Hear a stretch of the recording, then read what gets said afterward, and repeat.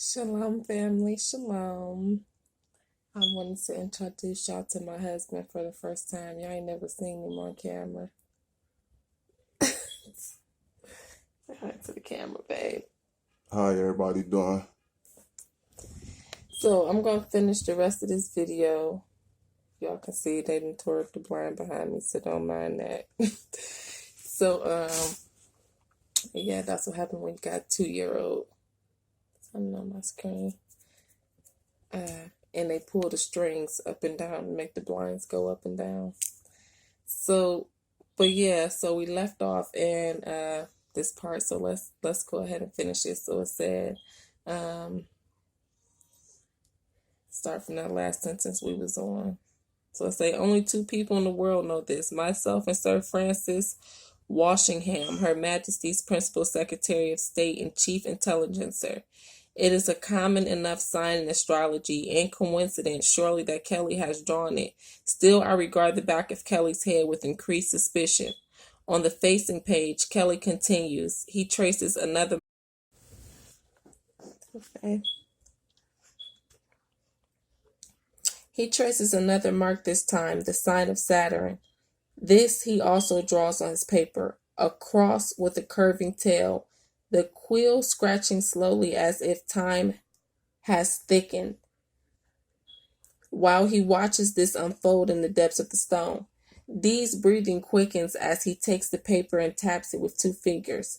Jupiter and Saturn, the Great Conjunction. Now, when I looked up this Great Conjunction, when I first read this book, when Jupiter and Saturn conjoin, it's going to be in 2020, December 2020. Okay, so this is why I keep telling you guys what I've been saying. You understand, I think, Bruno. Without waiting for a reply, he turns impatiently to Kelly. Ned, what does he know? What does he now? The spirit. He opens his mouth and motions for me to listen. Kelly falls silent and does not move. Moments pass. Dee leaning forward eagerly, poised as if he held taut on a rope, balanced between wanting to pounce on his squire and not wishing to crowd him. When Kelly speaks again, his voice is altered, darker somehow, and he proclaims as if in a trance, all things have grown almost to their fullness. So what did the scripture tell us, y'all? Till all things be fulfilled. Till all things be fulfilled. So it say, all things have grown almost to their fullness. Time itself shall be altered, and strange shall be the wonders perceived. I told y'all these orbs showed up. I didn't know what was going on. It was strange. It was weird. I was tripping out. Okay.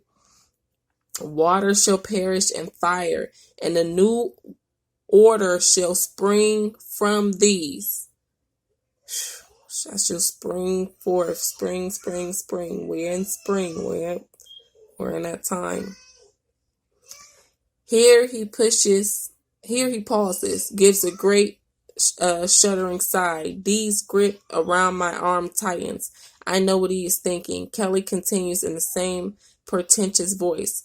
Hell itself grows weary of earth. At this time shall rise up one who will be called the son of perdition, the master of error, the prince of darkness, and he will delude many by his magic arts, so that fire will seem to come down from heaven, and the sky shall be turned the color of blood. Empires, kingdoms, principalities, and states shall be overturned.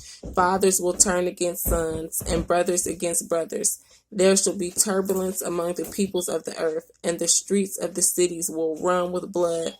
By this ye shall know the last days of the old order. He stops, sinks back gasping unto his heels, his chest heaving as if he has run a mile in the heat. Beside me I can feel Dee trembling, his hands still holding my wrist.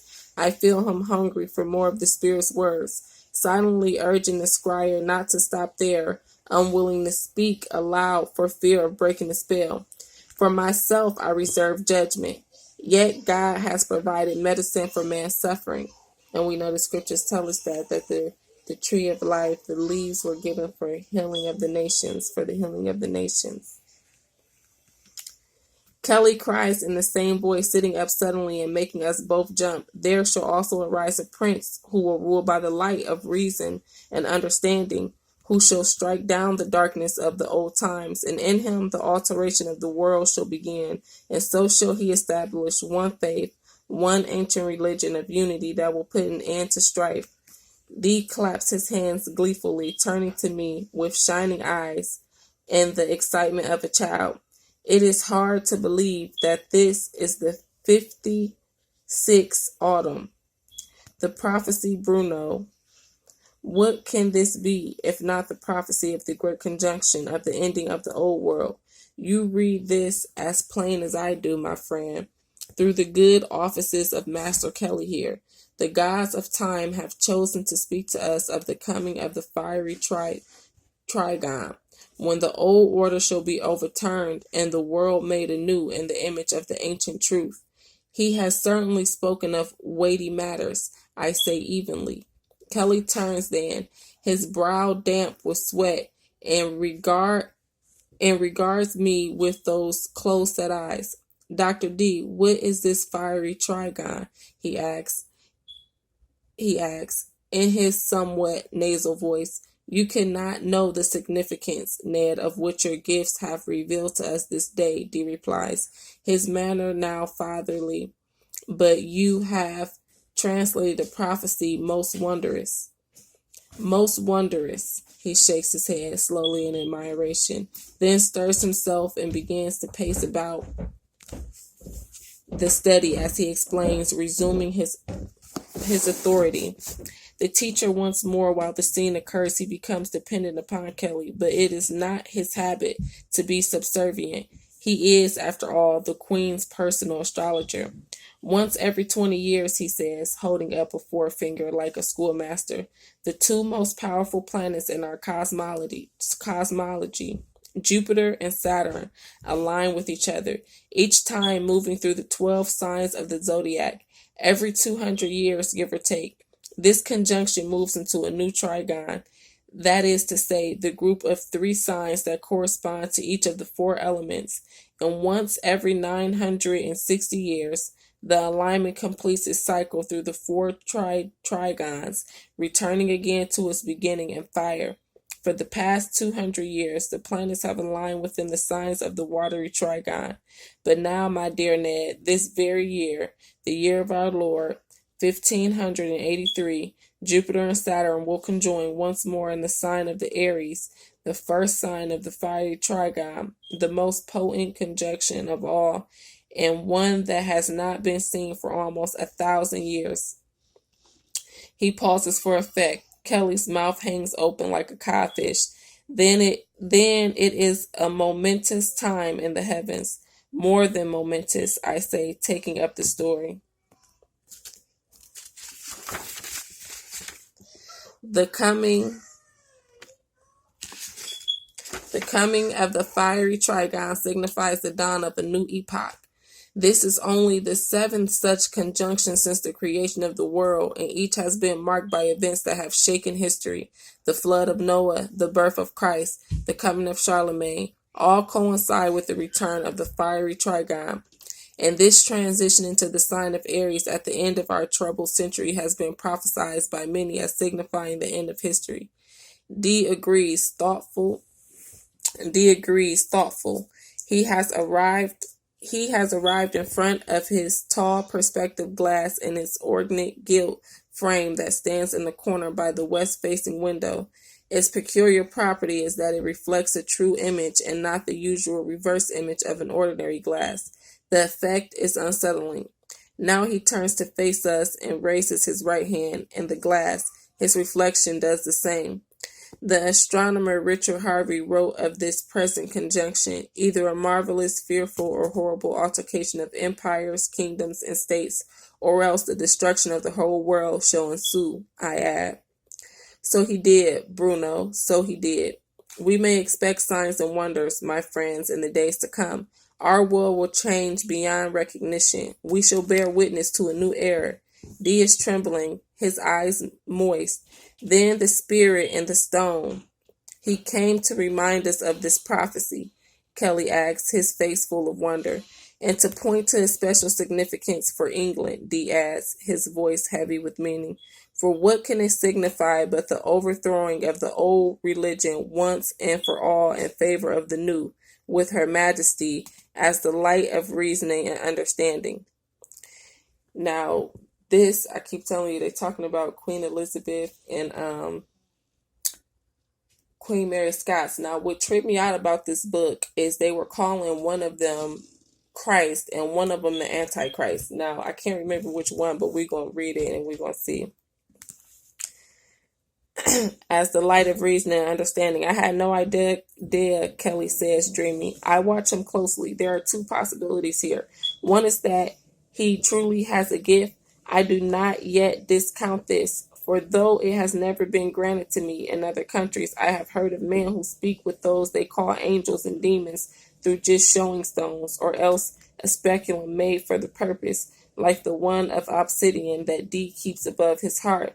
But in my years of wandering through Europe, I have also seen plenty of these itinerant scryers, these cunning men, these mediums for hire, who have a smitting of esoteric learning, and for the price of a bed and a pot of beer will tell the credulous man anything they think he wants to hear. So this is what the scriptures warn us about. This is what witchcraft is. Now, when you actually look up sorcerer, it say someone who pretends to have supernatural powers. It doesn't say someone who uses supernatural powers. It says someone who pretends. So they pretend to be, like when you go get a palm read and all this stuff, and they may tell you something that's a lie. That's sorcery. That's witchcraft. But when you got to understand, our prophets got dreams and visions. Are they sorcerers or witchcraft? No, because they were getting real dreams and visions from the Most High. It's a difference than faking it. That's sorcery and witchcraft. Okay, so let's keep going. They think he wants to hear. Perhaps this is snobbery on my part. I cannot help but feel that if the Egyptian gods of time choose to speak to man, it would be to man of learning. Let me see. It looks like my phone. Okay, we got time. It would be to man of learning, philosophers like myself or John D., the true heirs to Hermes. Not to such a man as Ned Kelly, who wears his ragged cloth cap pulled down to his brow even indoors to disguise the fact that he has one ear clipped for coining. But I must be careful what I say to D touching Ned Kelly. The scryer has had his feet firmly under D's table since long before I arrived in England, and this is the first time D has allowed me to take part in one of these actions, as he calls them. Kelly resents my recent friendship with his master. I see how he regards me from under the peak of his cap. John D is the most learned man in England, but he seems to me unaccountably trusting of Kelly, despite knowing almost nothing of the medium's history. I have grown fond of D and would not like to see him hoodwinked. At the same time, I do not want to fall from his favor and lose the use of his library, the finest collection of books to be found in the kingdom. So I keep my counsel.